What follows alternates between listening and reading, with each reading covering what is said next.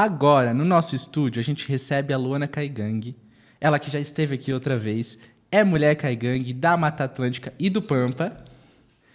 Da marca Camem. Ela é estudante de Direito, coordenadora da articulação dos povos indígenas da região sul, secretária do Fundo Jaguatá e liderança climática. Luana, seja bem-vinda. Obrigada. Yagmahakar. Rapé muito, como a gente fala no Apucaraninha. Luana, essa semana, de 26 a 29, aconteceu aqui em Brasília a Cúpula Global sobre Modos de Vida Coletivos e Conservação, né, que se encerrou hoje. E reuniu povos indígenas, quilombolas e comunidades tradicionais do Brasil e do mundo. Então, conta pra gente como esses modos de vida coletivos contribuem para a conservação da biodiversidade e o enfrentamento à crise climática. Então, foi uma iniciativa muito importante, né, de poder estar com outros povos e comunidades tradicionais de outros países, até mesmo para poder fazer esse intercâmbio, né, de povos, porque, como eu falei, né, no encerramento, é muito importante a gente fazer essa luta que a gente já faz há muitos anos atrás, junto de outros coletivos, né? Então, acho que a luta só se intensifica e se fortalece cada vez mais. E como a gente já tem também a campanha, né, eu acho que a resposta somos nós, né, através da nossa cultura, né, da nossa ancestralidade, a gente traz aí uma grande ciência, né, que muitas vezes ela não é validada, né, em muitos espaços, né, como a gente fala que ela é a resposta para a questão de diminuição das mudanças climáticas em todo o Brasil, enfim, no mundo inteiro. E quando a gente fala a resposta somos nós, conta pra gente, são só os povos indígenas? Quem é a resposta? A resposta é cada um de nós, né? A gente sabe o que a gente pensa, sendo indígena ou não, acho que isso vem da consciência, né? E também saber dar valor à luta de pessoas que vieram antes de nós, né? Massa. Então a resposta somos todos aqueles que pensam no futuro, né? Um futuro digno, um futuro pensado no bem viver, um futuro que todas as pessoas tenham água potável para beber, né? Isso. E comida no prato. Luana, qual o papel dos povos indígenas, quilombolas, dos pescadores artesanais, das comunidades tradicionais nessa estratégia global de conservação da biodiversidade, da mãe natureza, da mata? Então, é o respeito que eles têm, né, com o território, né, o respeito, a espiritualidade que tem em cada povo, que a gente tem muito respeito, né, e também tem essa visão de que sem o território a gente não é nada, né? Do território a gente vem, por território a gente vai, é o que nos alimenta e nos dá força. Então, cada povo tem a sua especificidade diferente de poder ter esse cuidado com o território, com a natureza. E de que maneira esses conhecimentos tradicionais, a gente sabe que cada um dos povos tem a sua cosmologia, né, tem a sua cultura e vão atuar de maneira diferente na preservação, nesse respeito com a natureza. Mas para você, enquanto Caigangue, né, de que maneira esses conhecimentos tradicionais e ancestrais Caigangue podem contribuir para essas políticas públicas ambientais? Através da gente trazer voz para os que já se foram, os nossos anciões, né? A gente sabe que dentro do nosso território a gente sempre aprendeu a ter esse respeito porque ele faz parte de nós, né? Os Iagré nosso vem dali, então os Iagré são os espíritos que protegem a gente, então eles são da terra, eles são da floresta, eles são dos bichos, então é a partir disso que a gente se fortalece espiritualmente, e aí eu gosto muito de fazer a comparação, que quando a gente tem algum, como os não indígenas falam, problemas assim de questões psicológicas, é muito enfraquecimento do espírito nosso. Então, essa comparação assim que eu consegui ver dentro da academia também, né, dentro da universidade, que a forma que a gente conta né? O espiritual nosso é muito essa parte mais científica dos não indígenas, que eles falam do adoecimento psicológico, né? Então é a questão espiritual que se enfraquece. Bom, eu nem ia entrar nessa pergunta, mas já que você citou, como você acha que a gente pode...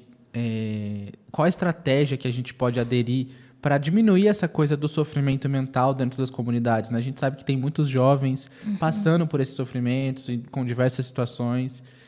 O que a gente pode fazer enquanto movimento, enquanto lideranças, enquanto Rádio Nacional dos Povos, para que a gente consiga diminuir esse sofrimento desses jovens que estão lá na base, muitas vezes ali na linha de frente da luta, né, pelos direitos. Então, o que a gente pode fazer?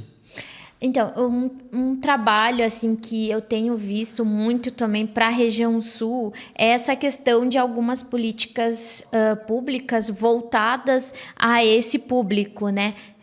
Poder dar oportunidade para os jovens dentro de todos os territórios. Então, muitas vezes, falta de oportunidades, como muitos jovens jogam futebol. Então, poder criar um projeto para com que esses jovens possam crescer no mundo do futebol seria uma alternativa para poder alimentar, né, essa questão deles, para não ter esse sofrimento psicológico. E muitas vezes isso vem da questão da violência dentro do próprio território. Os conflitos com a questão do agronegócio é muito grande, né? Então, isso também vem acarretar para com que mulheres, crianças, que são um público que tem mais probabilidade de sofrimento dentro do território por conta dos conflitos, né? Então, a gente ter políticas públicas voltadas e também ter um olhar assim dos parceiros, principalmente, de poder inserir, de poder também trazer algumas propostas, projetos, editais voltados a esses públicos. Isso é bem legal, porque me lembra de quando eu estive na comunicação da Pensul, que a gente fez algumas formações com os jovens, né? Em 2022, junho de 2022, a gente reuniu 16 jovens dos 3 estados do Sul, em Santa Catarina, na terra indígena Pirarupá, né, fica do lado do Morro dos Cavalos, e a gente fez uma semana ali de imersão e oficinas de comunicação. E aí, alguns meses depois, uma dessas pessoas que participou dessas oficinas, né, ela me disse: Iago, a comunicação indígena salvou a minha vida. Então, talvez pensar, né, justamente nisso, para além do futebol, dessas outras coisas, comunicação, formações com esses jovens, né? Exatamente. A gente acabou de criar não é um projeto, né? A gente fez por conta, com a comunicadora da Arpinsul, a formação para os jovens, né, da região sul, mais online, porque a gente não tem condições de bancar, né, uma formação presencial para todos. Então, teve muita aderência, né, dos jovens e eles gostaram bastante. Então, consecutivamente, teve alguns jovens que vieram à TL e fizeram uma cobertura ali, participando da equipe como comunicador, né? Então, isso a gente vê o sorriso na cara deles, nas faces, a felicidade deles de poder estar dentro de uma organização indígena que luta pelos direitos dos que virão e dos que estão também. Isso é muito legal, porque eu participei de uma dessas oficinas que era sobre produção de texto, né? Foi antes do ATL, e aí me coloquei à disposição para falar com eles depois, para ajudar a construir textos.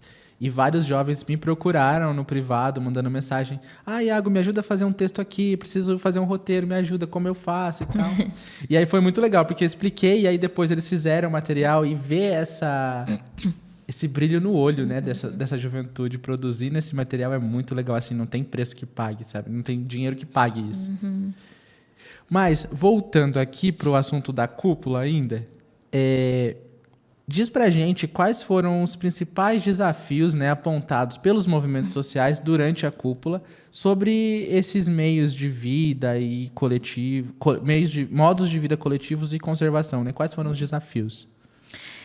Eu creio que, assim, pela análise que a gente fez ali, é realmente essa questão de poder levar a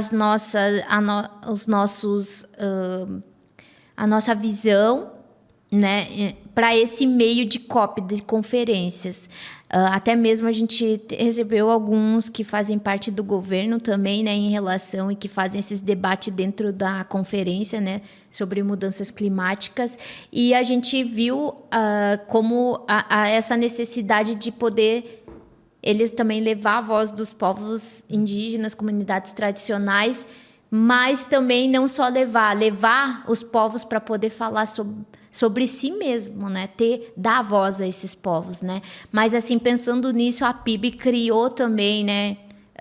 A NDC indígena, onde tem propostas que são tiradas, que veio dos territórios para diminuição de mudanças climáticas, e também tem o mapa do caminho para além dos combustíveis fósseis, que também recentemente foi feito pela PIB, para poder fazer essa contribuição nacional, né? Para poder eles também levar em consideração a esses documentos que são muito importantes, porque realmente saíram da base, né? Saíram de falas de anciões, então a gente colocou na NDC e no mapa do caminho para além dos combustíveis fósseis, para poder também ser apresentado em bom agora, que vai ter, né? Uma pré-COP, né? Então, ali também se decide tudo, e a gente vê que muitas vezes o governo realmente eles não ouvem os que deveriam ser ouvidos, que são os povos e comunidades tradicionais que trazem, né, essa riqueza, né, esse olhar, esse respeito pelo território. Muito legal. E foi um encontro muito bonito, né? Tiveram pessoas de todas as regiões do mundo, né? Isso. Do Brasil e do mundo. A PIB esteve presente, né? Com as suas regionais, com os coordenadores executivos. E acho que ver esse intercâmbio, né? Essa coisa dessas trocas de saberes, né? Das experiências também, porque por mais que a gente esteja, sei lá, da Ásia para cá, são regiões muito distantes, mas o que se vive aqui é muito parecido com o que se vive lá. E nesses encontros é bem importante isso para a gente saber também, né? Que as realidades são parecidas. E qual que foi a mensagem que a cúpula, a mensagem política, né? Política e social, que a cúpula deixou para os governos e organismos internacionais, né, sobre essa questão da justiça climática, da conservação, né, dos direitos?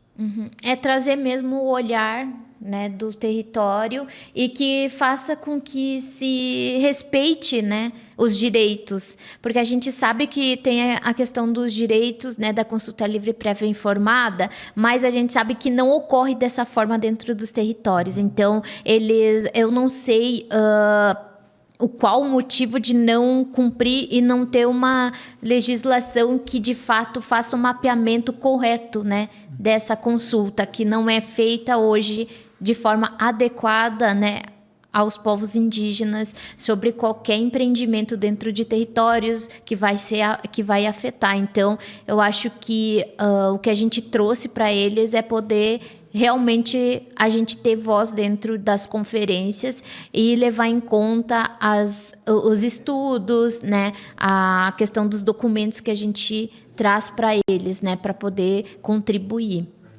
Muito legal, Mana. Tô gostando bastante de ouvir e conversar com você.